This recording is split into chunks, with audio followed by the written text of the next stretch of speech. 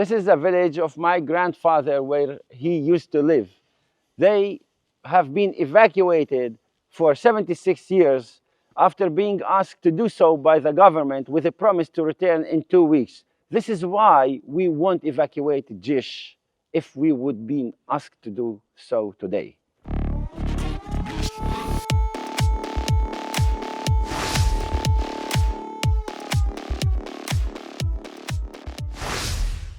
So introduce me to this. So what is this? This is the village of Kfar Bar'am. It's a Syriac, Aramaic, Maronite Christian village in Upper Galilee. As you see it here, that's the village where I belong to. Our forefathers used to live here, and they were asked to evacuate 2 weeks after being registered as Israeli citizens. So they were evacuated after being Israeli citizens because of security issues in the borders and clashes between Israeli forces back in the War of Independence and the Arab armies. And since then, actually this evacuation, we obeyed the rules and the orders, and since then we are not, we are evacuated to another town. It's called Jish. And we are still there, hoping that one day this promise by the authorities and by the President of Israel, Chaim Weizmann, to the Christian Maronite Patriarch of Antioch back then, will be implemented by the authorities of Israel. We have a Supreme Court decision 1952 that is not implemented until today, but hopefully we will be able to convince Israel. And as we convinced it with the Aramaic national identity, we will be able to convince them to build for us the town from zero, as we hope, and as it should be, between allies. Maronite and Jews are allies, are common people, are having the same cause in this region as minorities, national minorities and religious minorities, who deserve the right to exist in this indigenous land as it is their land. So why did they tell them to leave in 1948? Because there was clashes of Arab armies and Jewish armies in this region, and the Arab armies who invaded from Iraq, from Syria, from Jordan, from all the Arab world, not accepting the division plan of the United Nations, UN scope. So they invaded Israel, and Israel was clashing with them, or the IDF forces. So we were caught between those clashes, and they asked us to evacuate until this calmed down. But this evacuation never been implemented. This promise, promise to return after the situation calmed down in the borders, never been implemented. Wow. Unfortunately. Turn this into like a park? Yeah, this is now a national park, part of it, not all of it, part of the land, and the village is becoming a national park. And specifically because there is a synagogue, ancient synagogue also here from the Byzantine era, where you will see on this ancient synagogue also an Aramaic script. And this is an evidence of the Jews who used to live here and speaking Aramaic language like Jesus, which is our language, and we are the descendants of Jesus' early disciples and families who were here in this Galilee, and we still preserving, as a Christians today, the Aramaic language. So you can see the ties here between Jews and Maronites. Right. How we it works. Are, let's look here. Aram was known as the large and prosperous village from the 1st to the 7th centuries. Remains were discovered here of 2 ancient synagogues from the 4th, 5th century CE. The large synagogue with its magnificent facade, almost entirely preserved, and the small synagogue, of which only meager remnants are left. The large one is rectangular, built on a north-south axis with its facade facing Jerusalem. Above the eastern entrance is an Aramaic inscription reading, "Sons of Eleazar ben Yudan." Bar'am is not mentioned in any ancient rabbinic sources, but the village and its synagogues appear in travelers' accounts as far back as the Middle Ages. And what they should have been doing, this national reserve, they should add that this village in 1948, it was a Syriac Aramaic Maronite village that preserved the Aramaic language, and the story of Baram is not mentioned. So this is sadly they're trying to They're do sort of something that is not changing right. history. Yeah, Revisionist history. yeah. As we I call mean it. that's fine that it was what it was. That's fine, but what also who was inhabiting this town now lately? Because And how far are we from the border with? we are 1 mile from the border. 1 mile. 1 mile. Oh, I thought we were much closer than that. 1 mile from the. That's the border. 2 kilometers? Well, no, 1.5 kilometers. 1.5. 1.5 kilometers from the border. So that's a synagogue, as you see, and the Aramaic script, you will see it here.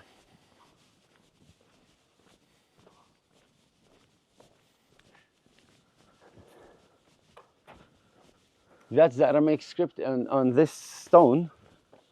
I'll show you. And the top. Oh, it's very faint. Can't really see it. Here, Yeah. because the lighting, you need to close up. Yeah, I mean, I can see it, but it's just very faint. Yes, because the sun is not coming with the right direction. Right. Afternoon, you will see it much clearer. Wow, look at this. This is cool. And that temple that I saw yesterday when I went for my hike, that's from is that about the same age? Same age, same era. Yes, Byzantine era. Fourth century. 4th century. It's in Jish, Gush Khalav, which was also another Jewish town in this region. Very famous one, actually. So this looks over More the than border this over one. here. Sorry? The border is this way? Yeah, the border is this way. You can see here.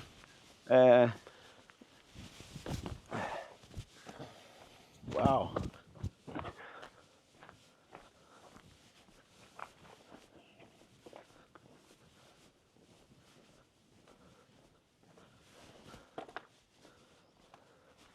You can kind of see through there.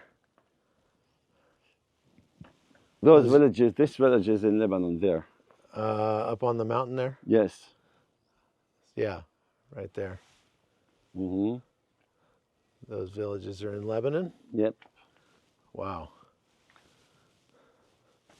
So the national park is only the synagogue and down, and all the rest is still land that was confiscated, and it's managed by the land authority of Israel. So where's your church? the church is, we will go now to the church, and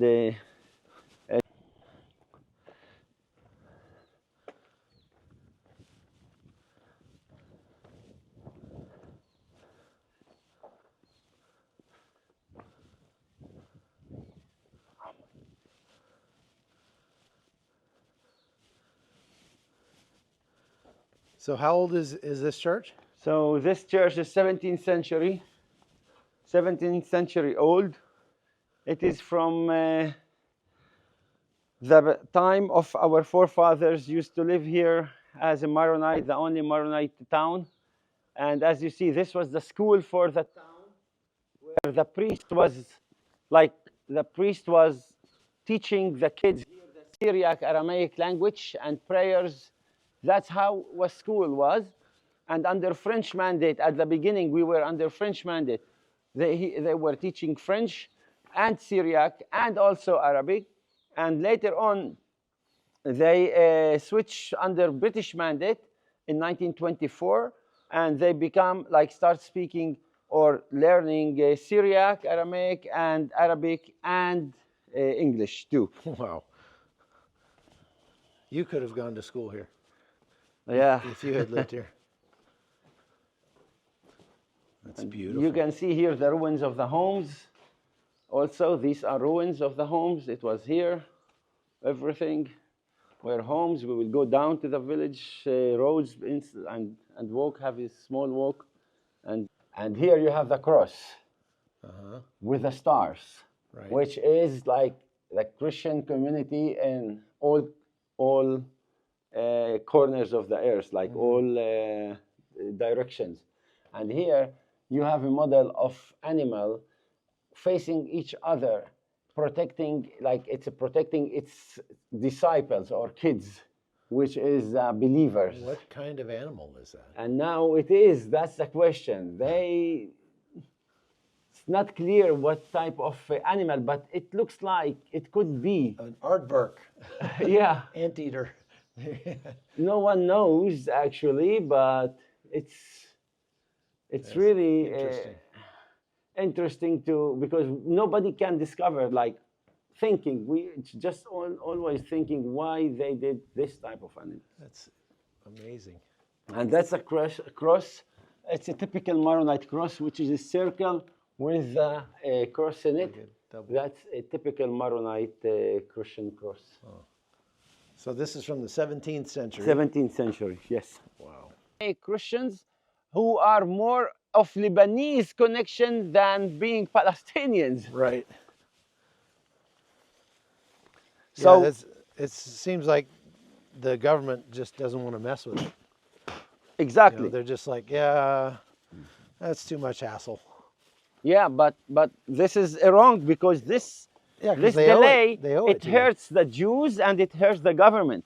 Right. It hurts Israel as a state, because this, if we can now build together with the state this town again, and in somewhere in nearby hills, we can prove to Hezbollah and to all the terrorists in this region, include Iran, that we can build a new future for both of us here in this region as a people who have a culture of life, who can live together without conflict, without hate, without destructions of each other. We can do it in a dialogue, and this is a proof how the Maronites did it and returned their village and built. So that's what you're working on. That's what I'm working with the Prime Minister, maybe with the Prime Minister office, with the new government or any government that will come.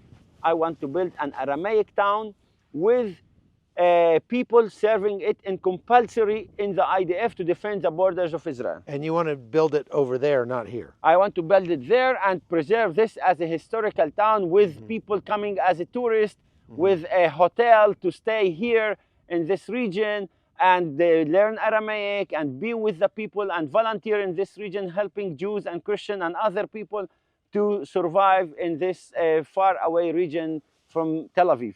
So is that inside That's Lebanon? That's Israel. That's a town called Dovev in the borders. Oh, that's Dovev. Yeah, that's Dovev in the borders with Israel, like with Israel-Lebanese border. It is like was hit a couple of times by Hezbollah missiles. Yeah. And people are evacuated for 5 months already from that region. Right. And the orchards below, it's our land, but it is used by them. Oh, okay. So all this is our land. I mean, when the government allocated, it's our land too. But it is. You still haven't been allowed to come back and start building. Yeah. Yeah. It's a political decision. Interesting that they have to give you permission to come and build.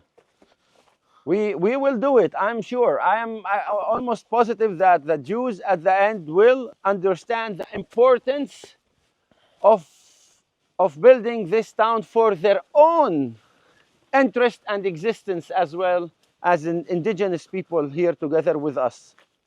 Stop right there. Look at me. Let's get a picture. You see here the doors with the wood doors still from that time. Amazing. There's still actually a lot standing in this village.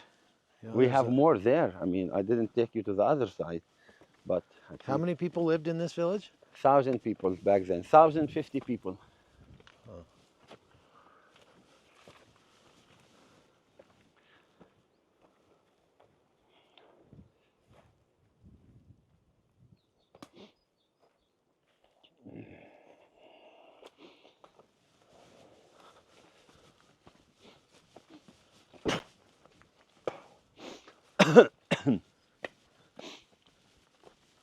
That's why I say to all Jews who are evacuated, come back to your homes before it's too late.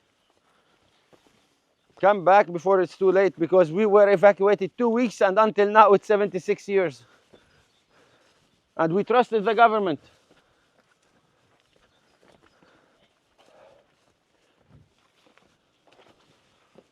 Behind this valley here, you have another Christian Maronite town, our neighbors back then, when we used to live here.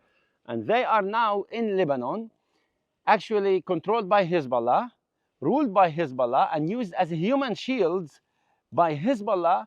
And actually, they are risking them, Hezbollah risking them by firing missiles toward Israeli communities, because Israel would respond to those sources of fires and putting Christians in big trouble, and leave their homes, and as well bringing Shia militias from Syria and Iraq and other places to sit in their homes in this region.